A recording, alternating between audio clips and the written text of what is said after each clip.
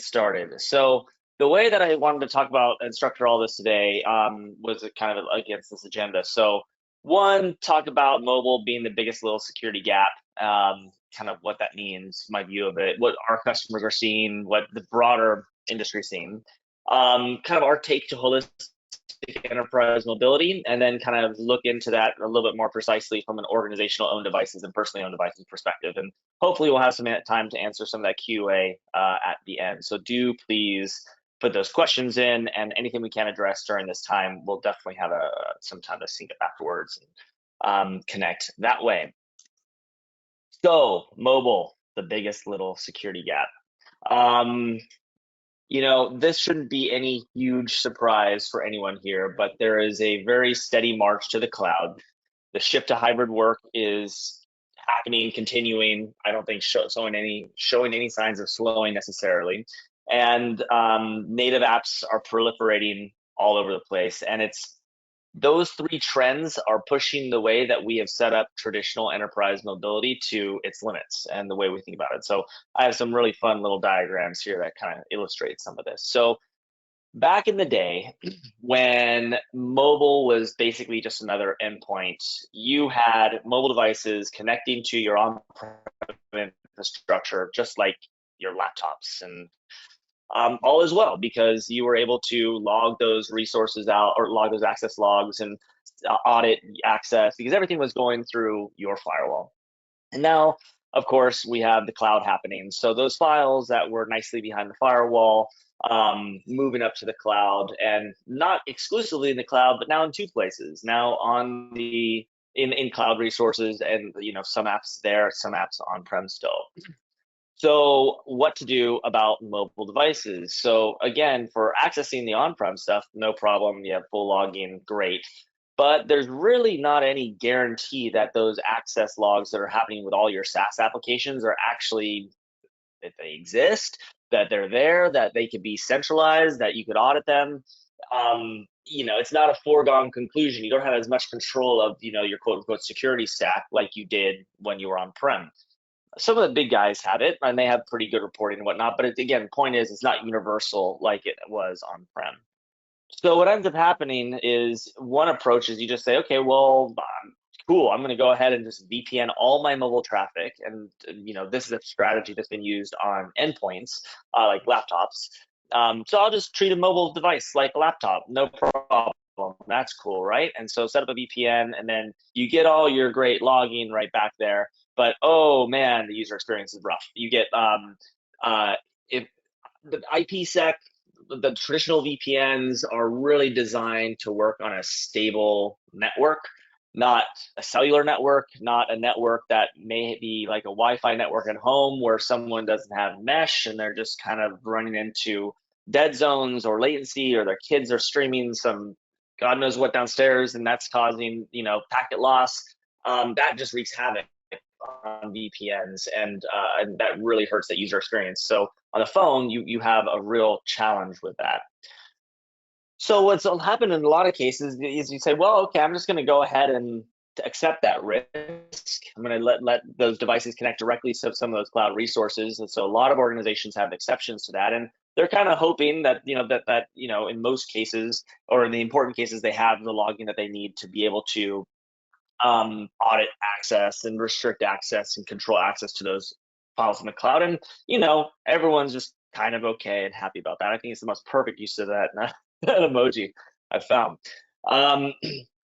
But then the other problem that you start to have is, well, what about, like, accessing is one thing, like in a one-way thing, but what about if you have files that are being downloaded to that device? And this is where we really start to see the problem come together, where you say, okay, well, that device now gets a copy of those files in a way that I didn't necessarily see, and maybe I did see it if I did have logins through some of those cloud services, but now it's kind of open season on that device of where that file can go. I have AirDrop, I have my personal email accounts, I have like other websites or other cloud services, and then all of a sudden those files start to get all over the place. And you are none the wiser that any of this stuff has happened on a mobile device. And whereas there's some telemetry and like endpoint security stuff on Windows and Mac, this has been largely not, those sort of, that visibility and reporting on devices has just not necessarily been there. So, that kind of illustrates that problem. So, and again, another way of looking at this is the proliferation of networks and hybrid work.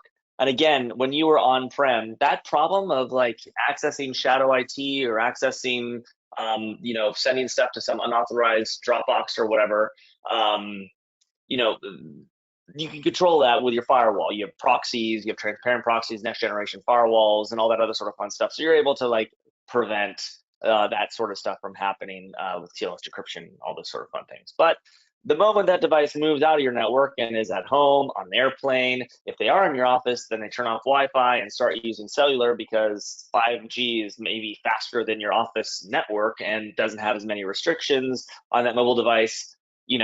What to do, and you have your mobile data control and access controls just kind of goes all over the place again. So the point here is, so that is like the networking side of thing. Then the other part of it, the last point is the proliferation of apps. So traditionally you had mobile, mail, contacts, and calendars, and you were either using the native apps on there or you were using something like Outlook as part of the Microsoft 365 suite or G Suite, all that sort of fun stuff. But now you have this proliferation of applications where users are expecting to be able to use their mobile device to do quick tasks, to take Zoom calls on the road, to accept a ticket, to log in to get a desk for WeWork, to answer a quick message in chat, do a quick revision on Dropbox paper on their iPad. So all these sort of things are starting to happen, and there's an expectation that you can do this on your mobile devices now, and it needs to work. It needs to be fast, and all those devices are accessing data that is definitely considered sensitive in a lot of cases. So what to do? How do most organizations deal with these security challenges to date? And I'm willing to bet that one of these two is what most of everyone on here is using today for their corporate-owned devices. So one, limit and lock down to specific apps. So it is saying, all those cool apps you have out there, sorry, we don't have a good answer for it. So we're just gonna have to lock you down to Outlook and Slack. We'll use their EMM versions or their lockdown versions. We'll put controls around just those applications, and the rest of the applications that are out there, sorry, you can't use them. Strategy 2 is just lock that sucker down, where you basically have allow nothing policies. So disable AirDrop, disable other sort of sharing and other accounts, other VPNs, and then on top of that, just use that VPN strategy where it's an always-on VPN that's sending all the traffic through your firewall, so you have full visibility. And like, man, user experience gets pretty rough with that one. But you've effectively managed to lock down and control those security requirements. Now, this ultimately has two results or endpoint outcomes that happen when you do this. So we end up seeing a lot of employees just end up using a second device. So they're carrying two devices. They have their work phone and their personal phone. And with their work phone, they are, effectively using it for, that telephone phone number, and maybe those limited apps that you were able to give access to, or to really just get to some of those applications when you really need to. But for BYO, but for all the other applications, they're looking to use their personal phone wherever they can. Or if you have everything locked down in such a way that you have to be on a managed device and you have like conditional access and that sort of stuff, the experience tends to be so bad that you end up just going to using your Mac or your Windows device, and all that opportunity to use mobile is kind of lost. So the point being is neither of those outcomes is conducive to the evolution or adoption of broader enterprise mobility. Like, there's just got to be a better way, and we'll get to that in a bit. But before we do, let's talk about BYOD, which is just, I like to call just an ocean of compromise. Because when you look at a BYOD strategy, there's just no balanced approach available out there. And I pulled together this kind of diagram that shows like the kind of 5 major requirements that you'd maybe consider with a BYO program. You have user experience, you have privacy, apps and policies, data security, and data loss protection. So those are your kind of different kind of axes of considerations and things that you would care about as an organization. Now, option 1 that we see out there, just open season. Like, no device management, no access controls, just let users download their apps. And as long as they have a valid username credential, arguably with MFA, they can get to do whatever they want. So that's great. User experience, very Apple-y, very mobile, very, you go to the App Store, self-service, fantastic. Privacy, there's nothing on the device, so you have complete control. No IT oversight on the rest of your device. But like usually no data loss protection, no data security, no your apps and policies to be able to control that device, or make users aware of their directory of applications available within their organization just doesn't exist. So open season is just that. Option 2 is full MDM. We see this a lot. So a lot of regulated industries will say, well, I'm not going to do open season.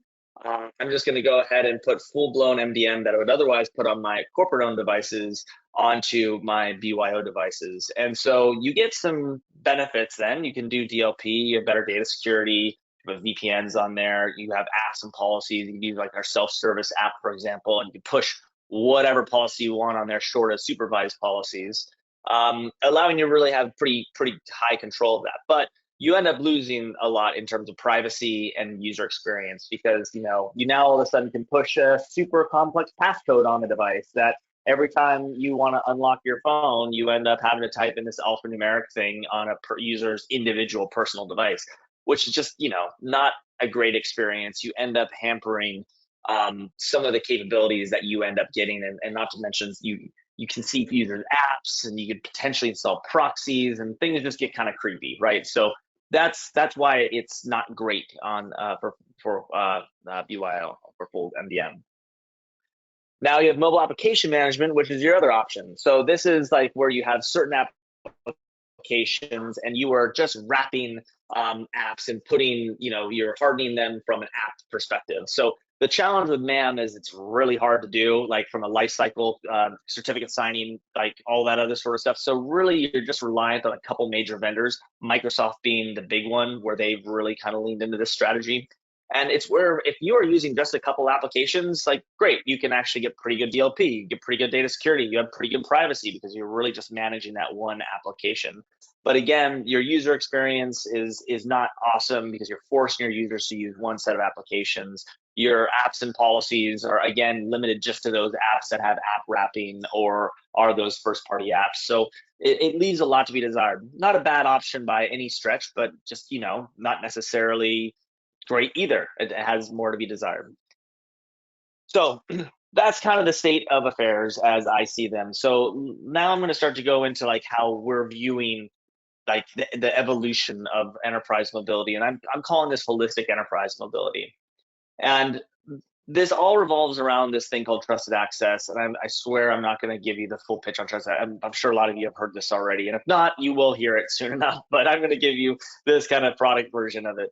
And it's this recognition of a zero trust architecture. And it is that, just device management alone is not enough. Just VPN alone is not enough. Just app wrapping is not enough. It really is this kind of cohesive, all-encompassing kind of architecture that ties together device management, identity and access, and endpoint security, so that you can realize these various outcomes across your device fleet, regardless of ownership model, regardless of platform type. The idea is it's this holistic approach to layered security and layered management and layered usage of the device. So let's dive into kind of what that means.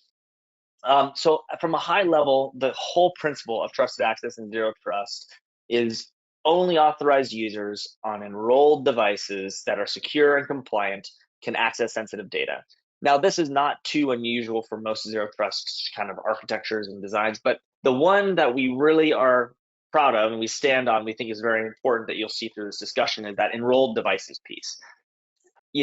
We of course have a history of MDM, but there's a lot that you gain when you are able to have a managed device versus an unmanaged device. And we really strongly believe that having a managed device, now the right flavor of management is important, but a managed device is an essential starting point to make sure all the rest of the stuff can fall into place.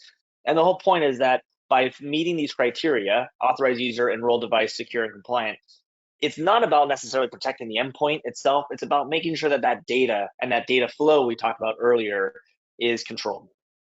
So organizational owned devices, these are those fully managed corporate owned devices. So again, from looking at this trusted access model, I've kind of broken this down into what that actually means. So for enrolled devices, this is starting with an MDM provider where you are doing full device level management. You have managed applications. Maybe you'll allow personal applications or not. That is up to you, and you actually are in control of whether or not you can do that based upon if the device is supervised or not. But my point is, if you want to fully lock down a device, that's your right. It's your device. You can fully lock it down. I'm not saying not to ever do that, but that is absolutely, you have various levels of control of what you can do based upon the fleet, the personas that you're deploying the devices to, their use cases, and all that other sort of stuff. And it all starts with device management to make sure that you could establish the foundations and the basis for this. This is really important to those endpoint teams to make sure that they understand, like, that they can manage the devices, update the devices, get the apps they need, and all that other sort of stuff. And it all starts with mobile device management. And we at Jamf, we're really leaning into declarative device management, which is basically MDM 2.0. Next, for verified identities, you want to have we use a single sign-on extensions. So you have an identity provider, whether it's Okta or Microsoft or Google. The point is that there's some really great innovations that are happening with single sign-on extension. I have a couple other sessions that you may want to check out about this, where you are able to achieve phishing resistance using these extensions, single sign-on extensions. So the IDP is able to leverage the biometrics on the device to make it so not only do you have this really seamless experience of logging in through Face ID on your phone, for example, but you're able to, like, it stores your password away and obfuscates the password away, and like using a secure credential so that you can't be phished. So we call it phishing resistant credentials, which is huge on mobile devices because that's what always happens. That's like the number one attack vector on mobile is phishing. So you have that. So your identity teams love this because now all of a sudden your identity teams are able to say, well, I have this passwordless objective. I want to get rid of passwords. I want to make all my endpoints more secure when it comes to logging in to our corporate applications. I want to be able to define policies that say only managed devices belonging to my organization with valid MFA can get in. Single sign-on extension is able to do that. So you will be able to make your identity teams very happy as a result of that. Next, we have protected endpoints. So this is some of our security stack. So this is where you start looking at things like on-device content filtering. We have our Jamf Trust application, which is looking at adversary in the middles. We're looking at for weird networking things that are happening. We're evaluating application inventory on the device. We're looking at OS versions. We're looking at app versions, all those things to be able to understand the health of that device, and we can assign the device a risk score based upon that. We're also looking at things that are happening in the network to understand, should this device, are they doing some risky things? Are they accessing some risky websites? We'll try to block stuff like, we'll get to that in a second, but like, ultimately getting that all squared away. And then even blocking certain content categories. So if it's a corporate owned device, it is supposed to be used for very specific purposes. You don't want certain inappropriate categories to be accessible on that device. We can provide some very comprehensive mechanisms to lock that down. So your compliance teams love that because all of a sudden now these mobile devices that are floating around on any network where you could typically only do content filtering while you're on-prem, you now have that on cellular networks, on home networks, on airplane networks, on anything that device connects to get to the internet. You have this always on lightweight, effective way of being able to control content on that device. And I'd be remiss not to mention Jamf Executive Threat Protection. So that's our new acquisition from ZecOps that is really designed for these corporate devices in the hands of really high value targets and high value employees where they may have really important market moving board information about the company on there. And we are able to look at a whole nother level of depth on the device to be able to understand and look for really advanced threats like Pegasus and those sort of things that have that would really be the target of some Fortune 1000 C-level executives because they could do a lot with that information. Next up is Jamf Private Access, or is Zero Trust Access. So how do I get access to my company data? We have the Jamf Private Access, or Jamf Connect ZTNA, as we now call it. It is basically our ability to allow devices to have risk-based, least privileged access to their resources wherever they are. So if they're in the cloud, if they're on-prem, we make it so that the user just logs in with their identity. The Jamf Connect will verify that the device is healthy, that the device is secure, and then based upon the role of the signed-in user, you will get very specific access to just the applications you need to get your job done. You do not have entire network segment access where you can freely laterally move around across all the internal network and access stuff that you don't need necessarily to have access to. So for instance, the sales team will maybe just get access to certain sales resources, and the engineering team will get access to Git, but not the other way around. And that is something that we can easily set up with very user-friendly policies that we've created in our Radar portal. I think we'll see some instances of this in a little bit. But your networking team will love this because it's super easy. It works very effectively. It is, from a traditional VPN, it is very lightweight. It uses WireGuard for the techies in the house. So it's a really fast, effective protocol. We have a global edge that is able to handle connections all over the world, and then a mesh network that connects nodes all around the world. And we make it all very, very easy through a web interface. There's nothing to deploy on-prem to make this work. So again, there's other JNUG Speaks sessions about all these sort of things if you want to go into more detail.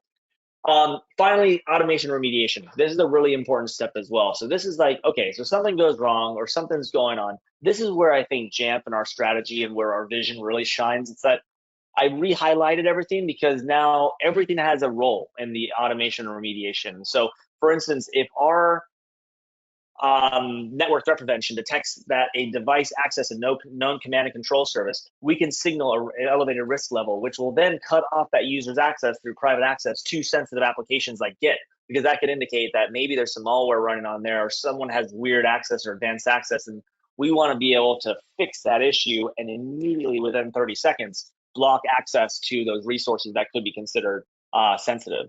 Same with identity providers. Like we want to be able to reduce phishing and be able to receive information. If a user gets kicked out of the IDP for whatever reason, we want to make that have an effect on the rest of the flow of traffic and the behavior of the device. And of course, MDM is there to do other remediation tasks, to install, remove, hide apps, change policies, all those sort of things. And all this can all work together because it's all part of the same product stack and all part of the same product vision.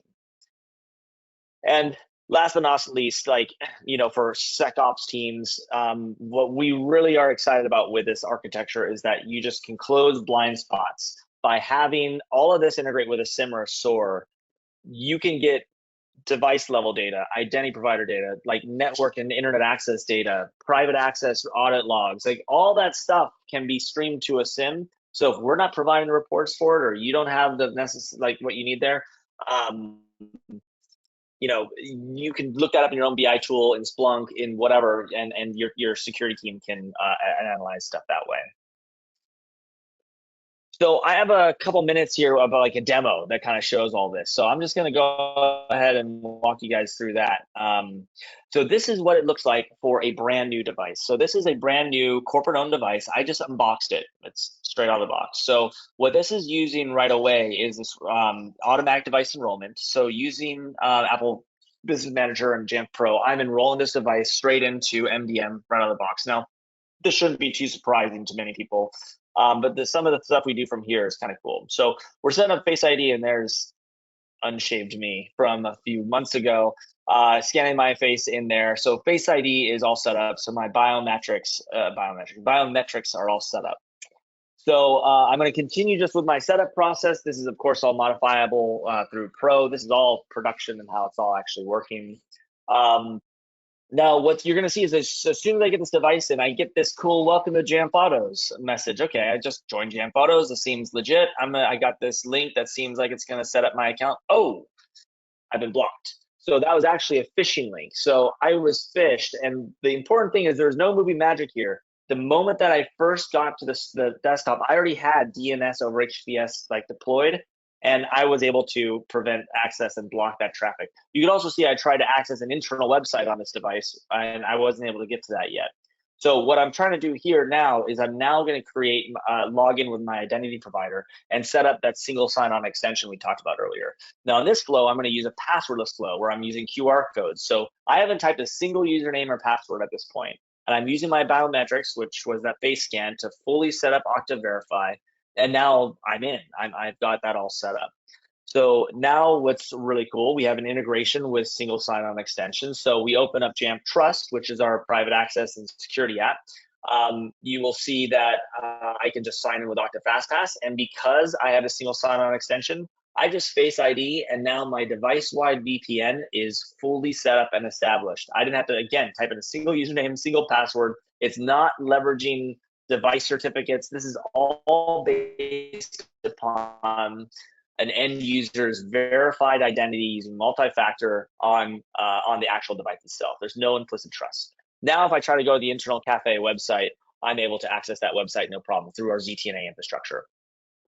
So the next thing I show is some stuff with Dropbox. So here I'm going to just download, so self-service, again, an MDM app that helps me with discovering my applications that are available to me. So I have Dropbox. I'm going to go ahead and open up Dropbox here. And you're going to see that I'm going to be able to sign in with my email address. So in this case, I just put in my email, and what will happen is you will see that there's continuous single sign-on. That opens up Okta Verify here in a second, and the single sign-on extension. I just scan my face again, and then it's going to send me right back into Dropbox, and I am now fully logged in again using phishing-resistant credentials, no passwords typed, to be able to get all the way into my Dropbox here. And now I have some basic folders set up. I'm going to show that I can, create a folder, and you'll see why in a second. So I'm just going to go in here, create a new folder. What do they call it? My new folder or something. My new job. That's it. And that's going to get created. Fantastic. Now, say that I don't like the fact that I have to enter a passcode. For whatever reason, I'm like, I don't want to do a passcode on this device. That's too much of a pain in the butt. I'm going to go ahead and turn that off. So I'm going to enter my passcode, and I'm going to go ahead and as an end user, I'm just going to turn off the passcode. So I turn off the passcode, and what you'll see here in a few seconds is our service detecting that you did that and sending a notification saying, a threat has been detected.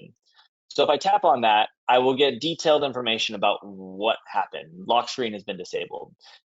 It tells us what it is and how to resolve it. But I'm going to go ahead and ignore that and just try to access that website again here. And you'll see that actually, nope, I was blocked from accessing this website. So our ZTNA blocked access to the website based upon risk. And if I click on that message, that notification, you can actually see, it's because my device risk level is high. My device is too risky to be able to access that resource. And now I have in my notifications a clear view of everything I've been doing wrong and everything that's going on. So I understand how to fix this stuff.